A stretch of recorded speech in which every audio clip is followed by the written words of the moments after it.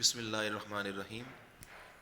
इससे पहले लेक्चर में हमने देखा है कि टाइम सीरीज़ के 4 कंपोनेंट्स हैं, यानी उसमें 4 टाइप की वेरिएशंस होती हैं। तो उन वेरिएशंस या उन कंपोनेंट्स में से एक कंपोनेंट का नाम है secular trend. Secular trend time series की जो वैल्यूज़ होती हैं, उन वैल्यूज़ की जो एक जनरल डायरेक्शन है या जो ओवरऑल डायरेक्शन है उसको इंडिकेट करते हैं। टाइम सीरीज़ की जो वैल्यूज़ होती हैं या जो डेटा होता है उनके अंदर टाइम के साथ साथ अप एंड डाउन आते रहते हैं, यानी कभी कभी वैल्यूज़ हाई हो जाती हैं, कभी लो हो जाती हैं, लेकिन जो ओवरऑल एक डेटा की इंक्रीज़ या डिक्रीज़ होती है उसको सेकुलर ट्रेंड इंडिकेट करता है। यानी ये छोटी जो वेरिएशंस होती हैं उनको इग्नोर करता है, यानी एक साल के अंदर अंदर जो अप डाउन्स होती हैं उनको इग्नोर करते हुए एक ओवरऑल जो डेटा की इंक्रीज़ या डिक्रीज़ है उसको ये इंडिकेट करता है। सेकुलर ट्रेंड को मेजर करने के 4 हमारे पास ये तरीके हैं। नंबर 1 पे है the method of free hand curve. इसमें ग्राफ पेपर का यूज़ होता है और इस तरह का क्वेश्चन हमारे पेपर में नहीं आता है, लिहाजा इसको अभी हम इस पर बात नहीं करेंगे। Number 2 the method of semi averages. इस मेथड पर हम एक न्यूमेरिकल देखते हैं अभी, बल्कि इसको देखते हैं कि ये कैसे अप्लाई होता है डेटा के ऊपर। देखिए ये एक क्वेश्चन है, यहाँ एक टेबल दिया गया है, इसके अंदर वैल्यूज़ दी हुई हैं और हमें ये कह रहे हैं कि compute the trend values by the method of semi averages for the following data. कह रहे हैं जो डेटा दिया गया है इसके लिए आप ट्रेंड वैल्यूज़ मालूम करें by method of semi average. नीचे एक और क्वेश्चन किया गया है कि write down the equation of trend line. ये इक्वेशन ऑफ ट्रेंड लाइन अभी हम नहीं करेंगे क्योंकि ये हमारा जो मेथड नंबर 4 है ये उससे ताल्लुक़ रखता है, तो जब उसकी बारी आएगी तब हम इसको करेंगे। अभी हम सिर्फ ऊपर की लाइन की बात करते हैं। हमने ये करना है कि सोल्यूशन में जब हम आएंगे तो अपने डेटा को कॉलम वाइज लिखना है। इसके बाद सबसे पहला काम ये करना है कि डेटा के 2 बराबर हिस्से कर देने हैं, यानी जो ईयर लिखे हुए हैं शुरू के ईयर उनका एक ग्रुप बना लेंगे और बाद के ईयर उनका दूसरा ग्रुप बना लेंगे, लेकिन इक्वल पार्ट में उनको डिवाइड करना है। यहाँ पर ये इशू है, मसला ये है कि क्योंकि ये जो ईयर है इनकी जो तादाद है वो 7 है, तो 7 ईयर है और आगे उनकी 7 वैल्यूज़ हैं, तो यहाँ बिल्कुल 2 बराबर हिस्से नहीं बन सकते हैं डेटा के। लेकिन हमने तो हिस्से तो करने हैं, उसमें यह करेंगे कि 3 वैल्यूज़ ऊपर की अलग एक हिस्सा बना लेंगे, एक ग्रुप बना लेंगे, और नीचे की 3 वैल्यूज़ का एक और ग्रुप बना लेंगे, और दरमियान में जो वैल्यू है उसको हम फिर उसको किसी हिस्से में शामिल नहीं करेंगे, उसको रहने देंगे।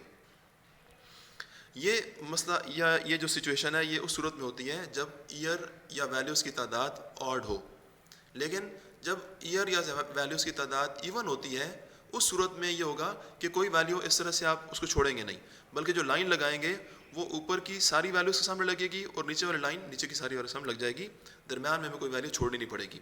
मिसाल के तौर पर अगर यहाँ 8 वैल्यूज़ होती तो 8 वैल्यूज़ में आप डेटा के 2 बराबर हिस्से बना सकते हैं, यानी 4 वैल्यूज़ ऊपर कर लेंगे और 4 वैल्यूज़ नीचे। तो ये इवन के केस में तो बिल्कुल एग्जैक्टली इक्वल 2 पार्ट बनते हैं और उनके अंदर पार्ट तो दोनों भी यहाँ इक्वली बन रहे हैं, लेकिन मैं कह रहा हूँ कि डेटा की जो वैल्यूज़ हैं वो सारी की सारी यूटिलाइज हो जाती हैं इवन के केस में, लेकिन ऑड के केस में हमें दरमियान में एक वैल्यू छोड़नी पड़ती है। जब हम डेटा के आगे ये लाइन्स लगा लेंगे तो फिर हमने ये करना है कि लाइन के साथ जो वैल्यूज़ आ रही हैं उन वैल्यूज़ के टोटल करेंगे। तो ये 3 वैल्यूज़ हैं, इनका टोटल आ रहा है 3066, नीचे वाली 3 वैल्यूज़ का टोटल आ रहा है 5880। इन टोटल्स के ऊपर आप नाम लिखेंगे सेमी टोटल। आगे कॉलम बनेगा सेमी एवरेज। एवरेज आपको पता है कि जिन वैल्यूज़ की एवरेज मालूम करनी हो उन वैल्यूज़ का टोटल करते हैं और उस टोटल को फिर उन वैल्यूज़ की तादाद पर डिवाइड करते हैं। तो क्योंकि ये 3 वैल्यूज़ हैं इनका टोटल तो हो चुका है, अब इस टोटल को आप 3 पर डिवाइड करेंगे। एवरेज के नीचे जो वैल्यू आ रही है ये 1022 ये आएगी टोटल की मदद से, लेकिन क्योंकि टोटल 3 वैल्यूज़ का है तो इस टोटल 3066 को आपने 3 पर डिवाइड करना है, तो ये टोटल से एवरेज मिल जाएगी। तो लिहाजा ये लिखा गया 3066 डिवाइड बाई 3, ये एवरेज आ रही है 1022। सिमिलरली 5880 को भी हमने 3 पर ही डिवाइड करना है क्योंकि ये भी 3 वैल्यूज़ का टोटल है, तो इन सेमी टोटल से हमें मिल जाती है सेमी एवरेज। नेक्स्ट हमने ये देखना है कि सेमी एवरेज के अंदर डिफरेंस कितना आ रहा है, कितनी चेंज आई है। तो चेंज निकालने का तरीका यह है कि बड़ी वैल्यू 1960 में से आप ये 1020 को माइनस कर लें। माइनस करेंगे तो इन दोनों वैल्यूज़ की चेंज निकल आएगी। ये किया गया है जी नीचे 1960 माइनस 1022 इज इक्वल टू 938। ये इक्वल की राइट साइड पे पहले देख लीजिए कि ये दोनों सेमी एवरेज का डिफरेंस है 938, ये इनकी चेंज आ गई। अब हमने ये देखना है कि सेमी एवरेज की चेंज तो 938 आ रही है, लेकिन इन सेमी एवरेज का जो टाइम है, जिस टाइम पर ये सेमी एवरेज हैं उन टाइम में कितनी चेंज आई है। तो टाइम पहले तो ये पता चले कि 1022 ये किस टाइम पर है, ये भी पहले पता होना चाहिए। तो देखिए सेमी एवरेज जो 1022 है ये लिखी हुई है बिल्कुल सेमी टोटल के सामने, और सेमी टोटल लिखा हुआ है 1024 के सामने। यानी जब हम तीन वैल्यूज़ का टोटल करते हैं ना, तो तीन वैल्यूज़ का टोटल उनके दरमियान में शो करना है आपने। ये नहीं करना कि टोटल को आप पहले टाइम के आगे लिखते हैं या लास्ट टाइम, वो नहीं, बल्कि जो भी जितनी वैल्यूज़ का टोटल है आपने उन सारी वैल्यूज़ के मिड में जो वैल्यू आती है उसके सामने टोटल रखना है, और उस टोटल की मदद से जो एवरेज आती है वो भी बिल्कुल उसके सामने आएगी। तो एवरेज हमारी आ रही है 1024 यानी कि 1986 के सामने। अब मैं ये कहूँगा कि एवरेज सही बात करूँगा कि भी एवरेज 1022 हमारी 1986 के सामने आ रही है, और 1960 जो एवरेज है ये आ रही है 1990 के सामने। लेकिन 1986 तो पूरा ईयर है, उसमें 365 डेज़ हैं, तो ये उन पूरे साल के अंदर फिर ये किस जगह पर है। तो टाइम सीरीज का रूल ये है कि जो वैल्यू जिस टाइम पीरियड के सामने लिखी होती है वो उस टाइम पीरियड के मिड में होती है, यानी कि ना ही उस टाइम पीरियड के स्टार्ट में होती है ना ही उसके एंड में होती है, बल्कि मिड में होती है। तो 1986 का मिड ये कब होता है, ये उसके 6th मंथ की लास्ट डेट को मिड कह सकते हैं आप, या उसके 7th मंथ की जो पहली डेट है, पहली तारीख है, उसको साल का मिड कहते हैं। इसी तरह से 1960 क्योंकि ये 1990 के सामने है, लिहाजा ये बोलेंगे कि ये 1990 के मिड में है, यानी ये 1990 के 6th मंथ की लास्ट डेट या उसके 7th मंथ की फर्स्ट डेट पर ये एवरेज आ रही है। एवरेज का डिफरेंस या एवरेज की चेंज तो ये नज़र आ गई है 938, लेकिन अब इनके टाइम की चेंज देखनी है। तो अभी मैं बोल रहा हूँ कि 1022 86 के मिड में है और 1960 1990 के मिड में है। तो अब आपने ये सोचना है कि 1986 के मिड से लेकर 1990 के मिड तक ये कितने ईयर बनते हैं या ये कितना टाइम बनता है। इसकी मैं आपको एग्जांपल देता हूँ। एग्जांपल यूँ देता हूँ कि देखिए, अगर एक बंदे ने कोई जॉब स्टार्ट की है, उससे कोई नौकरी की है, और उसने 1986 के मिड में यानी बिल्कुल आधे में आकर, यानी उसके छठे महीने की आखिरी तारीख को उसने ये नौकरी स्टार्ट की है, और 1990 के मिड में आकर उसने वो नौकरी छोड़ दी है। यानी 1990 के छठे महीने की जो आखिरी तारीख है वो मिड है उसका, तो उस पर आकर उसने रिज़ाइन कर दिया। तो यानी कि 1986 के आधे से लेकर 1990 के आधे तक उसने नौकरी की है। अब आप ये सोचिए कि ये कितना टाइम बनता है। ये टाइम बनता है 4 ईयर का, क्योंकि 1986 के मिड से लेकर 1990 के मिड तक का टाइम आप काउंट कर रहे हैं। तो 1986 की जो छठे महीने की तारीख से उसने नौकरी स्टार्ट की है अगर, तो पहले 6 माह उसने नौकरी नहीं की, लिहाजा 1986 पूरा साल काउंट नहीं करेंगे बल्कि सिर्फ 6 माह काउंट करेंगे। और 1990 के भी उसने क्योंकि 6 मंथ की आखिरी तारीख को रिज़ाइन कर दिया है, लिहाजा उसने 1990 के जो अगले 6 माह हैं, आखिरी 6 माह उनमें जॉब नहीं की। यानी 1990 के भी 6 माह में जॉब की है और 1986 के भी 6 माह ही उसने जॉब की है। तो 1986 के 6 मंथ्स और 1990 के 6 मंथ ये मिलकर 1 ईयर बनता है। यानी एक साल उसने, बज़ाहिर तो ये 2 साल लग रहे हैं, 1986 और 90 2 साल नज़र आ रहे हैं, लेकिन क्योंकि 6 माह इन दोनों की उन्होंने नौकरी की है, लिहाजा उन्होंने 1 ईयर वहाँ पर जॉब की है। लिहाजा 1 ईयर मिलेगा इन दोनों सालों की मदद से, लेकिन इन दोनों सालों के जो दरमियान के साल हैं ये पूरे हैं। 1987 पूरा ईयर है, क्योंकि अगर आप उनकी सर्विस का टाइम काउंट करेंगे तो 87 पूरा काउंट करना पड़ेगा, क्योंकि 87 1986 और 90 के बीच में है, लेकिन ये पूरा साल है। तो ये 3 साल दरमियान में जो है ये पूरे मिलेंगे, और आधा साल 86 का और आधा साल 90 का, ये मिलकर 1 साल बनता है। लिहाजा 3 साल दरमियान के और इन दोनों से 1 साल मिलेगा, तो ये पूरे 4 साल बनते हैं। तो इसलिए आपने लिखना है 4 ईयर, यानी ये जो चेंज आई है एवरेज में, ये चेंज आने का जो टाइम है वो 4 ईयर का है। बज़ाहिर तो ये टाइम 5 साल लग रहे हैं, ठीक है। या अगर कोई स्टूडेंट को यहाँ भी समझ नहीं आई तो इसका तरीका यह है कि जिन सालों के सामने ये एवरेज आती हैं उन सालों के सामने आप ये एरो लगा दीजिए, उन दोनों सालों के भी गिन लें और उनके दरमियान के सालों को भी गिन लें। तो ये बनते हैं, ये 86 से मैं गिनूँगा 1 2 3 4 5, ये बज़ाहिर तो 5 साल बनते हैं, लेकिन आप इस 5 में से 1 माइनस कर लें। 1 माइनस करेंगे तो आंसर आएगा 4, लिहाजा ये नीचे लिखा गया है 4 ईयर। वैसे मैंने आपको एग्जांपल दे भी दिया है, तो उससे भी आप समझ जाइए कि भाई ये 4 ईयर बनते हैं, ये 5 नहीं बनते हैं। तो हमने यहाँ पर लिखा है increase in trend in 4 year. 4 year इसलिए क्योंकि 1986 के मिड से लेकर 1990 के मिड तक 4 ईयर बनते हैं।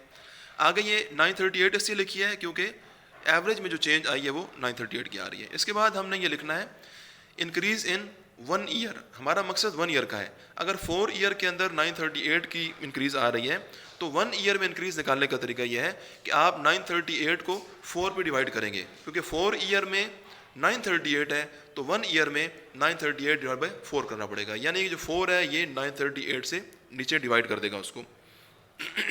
आंसर आता है 234.5। अब इस 234.5 का यूज़ करना है हमने। देखिए एक बात और भी है कि यहाँ इंक्रीज लिखा है। इंक्रीज इसलिए लिखा है कि क्योंकि जो टाइम आगे की तरफ बढ़ता जा रहा है, 1986 से 87, 89, 90 तक आया है, तो सेमी एवरेज की वैल्यू भी बड़ी है। 1022 छोटी वैल्यू है और 1960 बड़ी वैल्यू है। यानी जो वक्त आगे की तरफ गया है तो एवरेज भी वक्त के साथ साथ इंक्रीज हुई है, लिहाजा यहाँ पर इंक्रीज लिखा गया है। लेकिन आगे क्वेश्चन देखेंगे जिसके अंदर एवरेज वक्त तो इंक्रीज करेगा, वक्त तो बढ़ेगा, लेकिन सेमी एवरेज डिक्रीज करने लग पड़ेंगी, यानी ऊपर की वैल्यू बड़ी हो जाएगी और नीचे की वैल्यू छोटी, यानी इसका उल्ट काम हो जाएगा। तो उस सूरत में आपने इंक्रीज नहीं बल्कि यहाँ डिक्रीज लिख देना है। ये 1 ईयर की जो हमारे पास आई है इंक्रीज इन 1 ईयर, ये आ रही है 234.5। अब यह है कि इस 234.5 का यूज़ करना है अपने इस काम में। वो कैसे यूज़ करेंगे कि जो ट्रेंड वैल्यूज़ हैं ये हमारा मकसद है। सेमी एवरेज की जो पहली एवरेज आ रही है 1022, इसको एज इट इज़ लिख दीजिए ट्रेंड वैल्यू के नीचे, यानी जो हमारी पहली सेमी एवरेज है यही हमारी ट्रेंड वैल्यू है, और जो दूसरी सेमी एवरेज है यही हमारी ट्रेंड वैल्यू है इस जगह की। यानी 1990 की ट्रेंड वैल्यू 1960 है और 1986 की ट्रेंड वैल्यू भी 1022 ही होगी। यानी 1986 की सेमी एवरेज भी 1022 है और यहाँ की ट्रेंड वैल्यू भी 1022 ही है। नेक्स्ट हमने ये करना है कि 1022 के अंदर ये 234.5 को ऐड करेंगे तो ये देखिए नीचे लिखा गया है कि 1022 प्लस 234.5 आंसर आएगा 1256.5। ये जब वैल्यू आ जाएगी 1256.5 तो इसके अंदर फिर हम ये 234.5 ऐड करेंगे तो हमें आंसर मिलेगा 1491। 1491 जब आएगी तो इसके अंदर फिर इसी को ऐड करेंगे 234 को, यानी 234 हम बार बार हर वैल्यू के अंदर ऐड करते रहेंगे तो हमें नीचे की वैल्यू मिलती रहेगी। तो ये करते करते हमने मुकम्मल करना है। लेकिन आखिरी जो सबसे ऊपर की वैल्यू है यहाँ हम ध्यान करेंगे कि यहाँ पर हमने 1022 के अंदर ऊपर ऐड नहीं करना है बल्कि वहाँ से हम माइनस करेंगे। उसकी वजह यह है कि ये नीचे से ऊपर की तरफ एवरेज को देखकर अंदाज़ा हो रहा है कि नीचे से ऊपर की तरफ चीज़ें छोटी हो रही हैं, तो किसी चीज़ को छोटा करने के लिए हम ये करते हैं कि माइनस करते हैं। लिहाजा हम 1022 ऊपर लिखेंगे लेकिन उसमें से माइनस 234.5 करेंगे तो हमें आंसर मिलेगा 787.5। यानी करना 234.5 भी माइनस है, ऐड भी 234.5 करना है और माइनस भी 234.5 ही करना है, लेकिन ऊपर की तरफ माइनस करना है और नीचे की तरफ ऐड करना है। यानी हमारा काम ट्रेंड वैल्यूज़ का काम जो स्टार्ट होगा ना वो सेमी एवरेज की इस वैल्यू की मदद से ही होगा। 1022 पता चलेगी तभी ये यहाँ पर आएगी और यहाँ से फिर आगे वैल्यूज़ मज़ीद मिलेंगी। अब ये एक और केस है हमारे पास, इस पे बात कर लेते हैं। ये हमारा एक क्वेश्चन है, क्वेश्चन नंबर बुक का 3 है, इधर डेटा दिया हुआ है उसको कॉलम वाइज दिखा। इस क्वेश्चन के ऊपर भी हम ये मेथड अप्लाई करना चाहते हैं। अब हम यहाँ पर भी डेटा के 2 इक्वल पार्ट करेंगे। ये 9 वैल्यूज़ हैं तो 9 वैल्यूज़ में 4 वैल्यूज़ ऊपर और 4 नीचे, दरमियान में एक छोड़नी पड़ेगी। 4 वैल्यूज़ को टोटल करते हैं, लेकिन 4 का मसला यह है कि जब 4 वैल्यूज़ होती हैं इनका टोटल करते हैं, इनका टोटल तो 12 मिल जाएगा। लेकिन मैंने भी कहा है कि टोटल को आपने ना शुरू में लिखना है, ना पहली वैल्यू के आगे लिखना है, ना आखिरी वैल्यू के आगे लिखना है, बल्कि दरमियान में रखना है। अब दरमियान का मसला फिर ये हो रहा है कि दरमियान में ना 315 दरमियान में आती है ना 300 दरमियान में आती है, क्योंकि ये इवन तादाद है तो यहाँ पर कोई एक वैल्यू या कोई एक ईयर दरमियान में नहीं आएगा। उस सूरत में हम यह करेंगे कि दरमियान में जो 2 वैल्यूज़ आएंगी ना, या जो दरमियान में 2 ईयर आएंगे, उन दोनों ईयर के दरमियान में एक लाइन लगा लेंगे और वहाँ पर उसके आगे लिख देंगे 1210। यानी 1210 ना 1986 के सामने है ना 87 के सामने है, बल्कि 86 और 87 दोनों के दरमियान में है। सिमिलरली नीचे भी ऐसे होगा कि 1144 जो है वो 1991 और 92 के दरमियान में आप ये लाइन लगा लीजिए और उसके सामने इसको इंडिकेट करेंगे, उसको यहाँ लिखेंगे। आगे सेमी एवरेज बनाने का तरीका यही है जी कि जो सेमी टोटल आ रहे हैं हमारे पास, इनको इनकी वैल्यूज़ की तादाद भी डिवाइड करिए, क्योंकि ये 4 वैल्यूज़ का टोटल है। नीचे ये 4 रखा 1210 से तो आंसर मिल रहा है 302 और इसको भी 4 पे डिवाइड किया 286। नेक्स्ट हमने ये करना है कि जो लाइनें लिखनी है वो लिखेंगे, तब हमें ट्रेंड वैल्यूज़ पता चलेंगी। लेकिन यहाँ की जो लाइनें ये 3 होंगी। इसकी वजह यह है कि 3 लाइनें आपने उस क्वेश्चन में लिखनी है जब हमारे सेमी टोटल किसी साल के सामने ना आ रहे हों, बल्कि 2 सालों के बीच में आ जाए। जब हमारे सेमी टोटल 2 सालों के बीच में आए तो फिर हमने 3 लाइनें लिखनी है। लेकिन इससे पहले का आप देख लीजिए, बैक करके देखिए, वहाँ पर सेमी टोटल बिल्कुल 1 साल के सामने आ गया था, तो उस सूरत में 2 लाइनें लिखनी होती हैं। ये 3 लाइनें कैसे लिखनी है, इनका तरीका वही है जो भी आप देख चुके हैं। हमने ये करना है कि सेमी एवरेज का डिफरेंस देखना है। तो 302.5 और 286 इन दोनों का डिफरेंस ये लिखा गया है जी, डिफरेंस आ रहा है 16.5। लेकिन हमने इन दोनों सेमी एवरेज के टाइम का डिफरेंस भी देखना है। अब टाइम का मसला यह है कि क्योंकि 302.5 ये 86 के सामने नहीं है, तो यहाँ पर ये बोलेंगे कि जब सेमी एवरेज 2 सालों के बीच में आ जाए तो उधर इसका टाइम क्या होगा। इसका टाइम बोलेंगे कि ये 1986 के एंड में है। ये 1986 के मिड में नहीं है, बल्कि 1986 के एंड में है या 1987 के स्टार्ट में है। तो जो सेमी एवरेज जिन 2 सालों के बीच में होगी, उन दोनों सालों की मदद से पता चलेगा कि ये किस जगह पर है। या तो इसको बोल लीजिए कि ये 1986 के आखिरी दिन पर है या 1987 के पहले दिन पर है, क्योंकि आपको पता है कि 1986 से जो आखिरी दिन होता है उससे आगे फिर 1987 का पहले दिन आता है। तो हमारे ये दोनों दिन एक ही समझे जाते हैं। तो मैं इसमें ये बोलूँगा कि 302.5 1987 के पहले दिन में रहा है, यानी उसकी 1 जनवरी जो है उसको ये वैल्यू है। और 286 ये है जी 1991 के आखिरी दिन पर, यानी 31 दिसंबर 1991 को ये वैल्यू रही है। अब आपने ये टाइम काउंट करना है कि इन दोनों वैल्यूज़ की चेंज तो आ गई है, इनके टाइम का चेंज कितना आता है। तो ये वैल्यू है जी 1 जनवरी 1987 पर, और ये वैल्यू है 31 दिसंबर 1991 के ऊपर।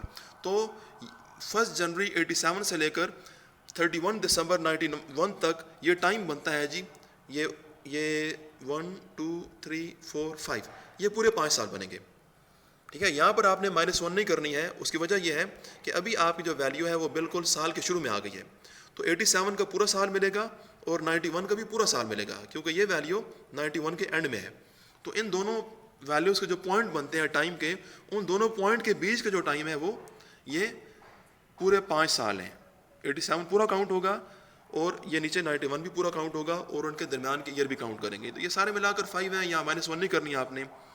यहाँ पर लिखेंगे decrease in trend in 5 year. ये 5 क्यों लिखी है, क्योंकि या यूँ याद कर लीजिए कि लाइनें जो जब 2 सालों के बीच में से गुजर रही हों, तो उन दोनों लाइनों के बीच के जो साल हैं वो सारे साल काउंट करेंगे, वो सारे साल यहाँ बराबर लिखने हैं, उनमें से -1 नहीं करनी। इससे पहले में हमने -1 की है क्योंकि वहाँ पर एरो 2 सालों के बीच में नहीं था, बल्कि बिल्कुल 1 साल के सामने था, और नीचे वाला एरो भी 1 साल के बिल्कुल सामने था। उधर -1 करनी थी, यहाँ पर -1 नहीं करनी। डिक्रीज इसलिए लिखा है मैंने क्योंकि ये ऊपर से नीचे की तरफ सेमी एवरेज नीचे की तरफ डिक्रीज कर रही है। टाइम तो इंक्रीज कर रहा है नीचे की तरफ, लेकिन वैल्यू डिक्रीज कर रही है, लिहाजा यहाँ पर लिखा है decrease in trend in 5 year is equal to, तो इन दोनों का डिफरेंस आ रहा है 16.5। नेक्स्ट आप ये लाइन तो लिखेंगे पहले क्वेश्चन की तरह कि डिक्रीज इन 1 ईयर, अगर 5 ईयर में 16.5 आती है तो 1 ईयर का तरीका यह है कि आप 16.5 को इस 5 से डिवाइड करिए। ये 5 जो है ये इक्वल के दूसरी तरफ जाएगा और 16.5 के नीचे आ जाएगा। लिहाजा 1 ईयर की चेंज निकालनी है, तो 5 ईयर में 16.5 है, तो 1 ईयर में 16.5 करेंगे तो आंसर आएगा 3.5। अब यहाँ पर एक काम एक्स्ट्रा करना है हम लोगों ने कि भाई यहाँ पर ये एक्स्ट्रा बात यह है कि 1 ईयर तो हमने पहले भी निकाली है, इससे पहले मेथड में भी 1 ईयर की चेंज निकाली है, लेकिन यहाँ पर आपने हाफ ईयर की चेंज भी निकालनी है। तो हाफ ईयर का आसान सा तरीका है कि अगर 1 ईयर में 3.3 की चेंज आती है तो आधे साल में कितनी आएगी, वो इसका आधा कर दीजिए आप। अगर 1 साल के अंदर 3.3 की चेंज है तो आधे साल में 3.3 का आधा कीजिए, उसको 2 पर डिवाइड कीजिए, तो आंसर आएगा 1.65। अब हमारे जो ट्रेंड वैल्यूज़ हैं उनको बनाने में इस 1.65 का यूज़ होगा, लेकिन 1.65 का यूज़ सिर्फ एक बार होगा, यानी सिर्फ एक ट्रेंड वैल्यू जो है, ट्रेंड कॉलम की सिर्फ एक वैल्यू ऐसी होगी जो इस 1.65 से आएगी, बाकी सारी वैल्यूज़ 3.3 यानी कि 1 ईयर की मदद से ही आएंगी। वो कैसे आएंगी अब देखते हैं। देखिए 302.5 जो है ना, क्योंकि ये किसी साल के सामने नहीं है, ना ही ये 86 के सामने है, ना ही 87 के सामने है, लिहाजा ट्रेंड वैल्यू कॉलम के अंदर आप 302.5 को यहाँ नहीं लिखेंगे। 302.5 को ट्रेंड वैल्यू में नहीं लिखना है, जबकि इससे पहले का मैं दिखा देता हूँ। इससे पहले देखिए ये हमारे पास है, इधर मैंने लिखा है इसको, मैंने यहाँ पर ट्रेंड जो सेमी एवरेज 1022 थी वही सेमी एवरेज ट्रेंड वैल्यू के अंदर भी आ रही है। वो इसलिए आ रही थी क्योंकि वो आपकी सेमी एवरेज बिल्कुल साल के सामने थी। जो साल के सामने एवरेज होती है वही ट्रेंड वैल्यू होती है, लेकिन अभी हमारी जो वैल्यू है वो साल के सामने नहीं है बल्कि 2 सालों के बीच में आ गई है। लिहाजा उस वैल्यू को आपने यहाँ ट्रेंड के नीचे नहीं लिखना। मैं दिखा देता हूँ दोबारा। अब ये करना है कि जो बहरहाल जो ट्रेंड वैल्यूज आएंगी ना वो आएंगी इन्हीं सेमी एवरेज की मदद से आएंगी। तो करना यह है कि पहले तो आपने डायरेक्शन को देखना है डेटा की, सेमी एवरेज ऊपर बड़ी है या नीचे छोटी है, यानी ऊपर से नीचे की तरफ चीज़ें छोटी हो रही हैं, यानी हमें ऊपर से नीचे की तरफ माइनस का अमल करना पड़ेगा। जो भी वैल्यू होगी उसमें से माइनस करके ये नीचे की तरफ हम मूव करेंगे क्योंकि हमें चीज़ों को छोटा करना है। 302.5 जिस साल जिन 2 सालों के बीच में है वो है 86 और 87। तो क्योंकि ये बन रही है इन दोनों के बीच में, तो अब मैं 87 से काम स्टार्ट करूंगा। मैंने 1987 के सामने उसकी ट्रेंड वैल्यू ये निकाली है 300.85। ये कैसे निकाली है?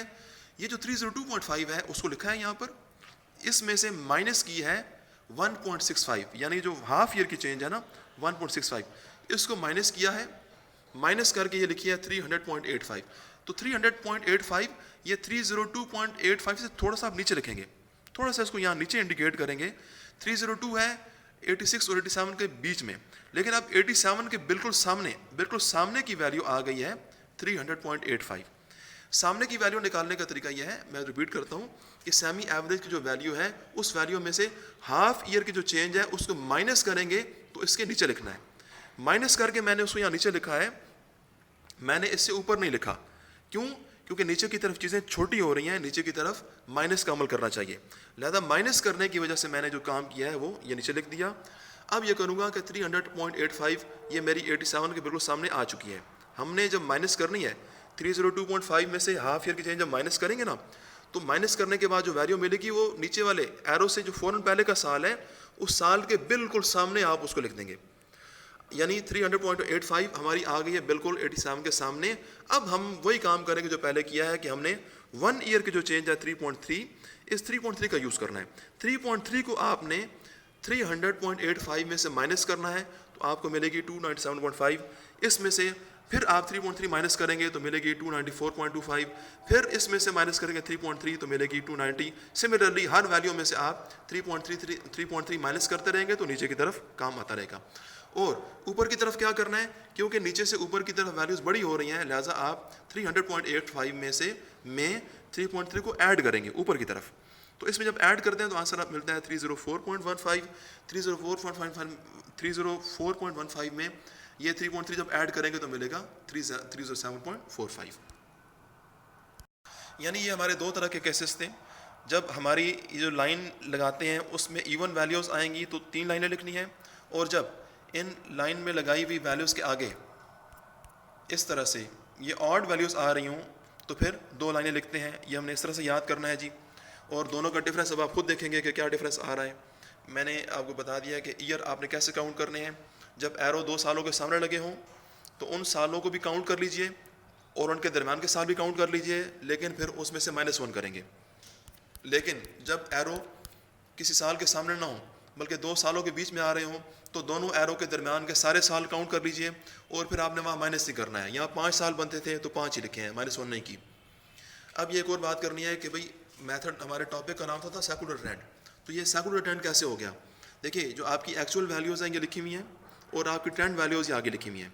तो जो ट्रेंड वैल्यूज़ आई हैं ना, ट्रेंड वैल्यूज़ का मकसद ये था कि ये सेकुलर ट्रेंड को मेजर करें, यानी डेटा की जो जनरल डायरेक्शन है उसका अंदाज़ा लगाएं। तो हम ये करते हैं कि ईयर के सामने जो वैल्यूज़ होती हैं और ईयर ही के सामने ट्रेंड वैल्यूज़ आई हैं, यानी हम ग्राफ पेपर के ऊपर ईयर को एक्स एक्सेस पे शो करके वैल्यूज़ को भी वाई एक्सेस पे शो कर सकते हैं और ट्रेंड वैल्यूज़ को भी वाई पर शो करते हैं। ये ग्राफ बना हुआ है हमारे पास, ये देख लीजिए। ये एक और क्वेश्चन का ग्राफ है, यहाँ ईयर एक्स एक्सेस के ऊपर है और जो आपका एक्चुअल डेटा है यानी कि जो गिवन डेटा होता है ये वैल्यूज़ वाला, इसको भी प्लॉट किया गया है और ट्रेंड वैल्यूज़ को भी साथ में प्लॉट किया गया है। जो एक्चुअल वैल्यूज़ होती हैं ना उनका ग्राफ में ज़्यादा जिगजैग होती है, यानी ये देखिए जो ये उन्होंने लिखा भी है, ओरिजिनल डेटा लिखा हुआ है ना, तो ओरिजिनल डेटा की लाइन ये है जो ज़्यादा टेढ़ी मेढ़ी है, जिसमें ज़्यादा मतलब उतार चढ़ाव हैं। तो इस लाइन से मैं अंदाज़ा नहीं हो रहा था कि डेटा की डायरेक्शन क्या है। लेकिन जो हमारी ट्रेंड वैल्यूज़ होती हैं ये जो होती हैं, ये जो ट्रेंड वैल्यूज़ होती हैं, इनको जब हम प्लॉट करते हैं तो ट्रेंड वैल्यूज़ का जो ग्राफ होता है ना, वो ये सीधी लाइन बन जाती है।